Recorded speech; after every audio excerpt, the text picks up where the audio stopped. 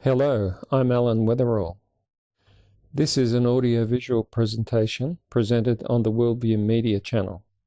This is Chapter 1, Adventures with God, Real-Life Inspirational Stories.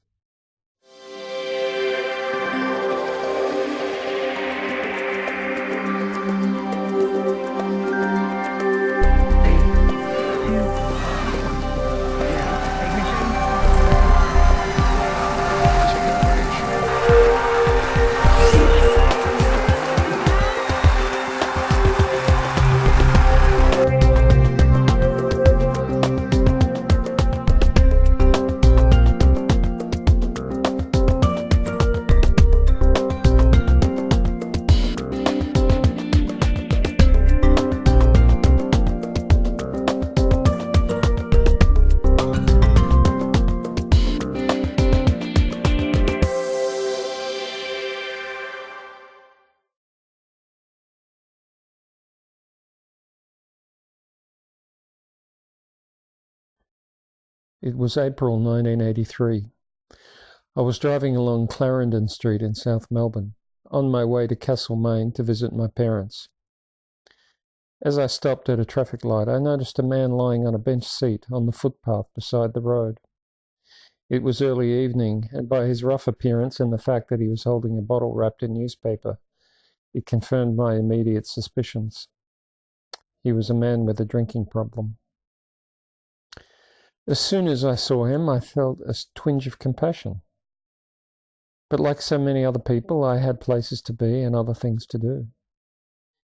As I watched, I saw two police approach, and instantly I felt relieved.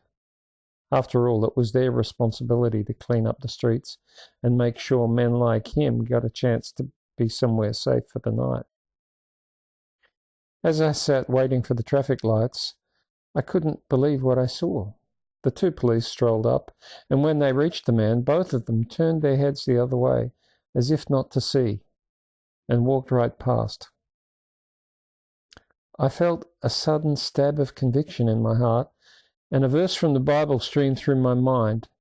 It said, "If anyone has material possessions and sees his brother in need, but has no pity on him, how can the love of God be in him?" Right then I looked up and the traffic lights had turned green, and I had a decision to make. I knew that if I drove off, I would have no peace, so I turned left, drove around the block, parked the car, and walked back to the man. But as I approached him, I felt completely inadequate and a little foolish. What was I going to say to him? What was I going to do? At the very least, I could drive him home, if he had a home. I found him sleeping solidly, and at first he didn't respond to me at all. So I reached out and gently touched his shoulder and shook him awake. He awoke with a start, swearing and cursing at me for disturbing him. The smell of alcohol on his breath was overwhelming, and I recoiled a little. I can't remember exactly what I said to him. I think I said something no more profound than, "Mate, are you okay?" But what happened next amazed me. Still lying on the bench seat, the man went quiet. He looked up and fixed his eyes directly on mine. Then his eyes filled with tears, and he said to me, "JC sent you, didn't he?" I suspected that I knew what he meant, but I couldn't quite believe what I was hearing, so I asked him to clarify. "JC? What do you mean?" "You know, Jesus Christ. He sent you, didn't he?"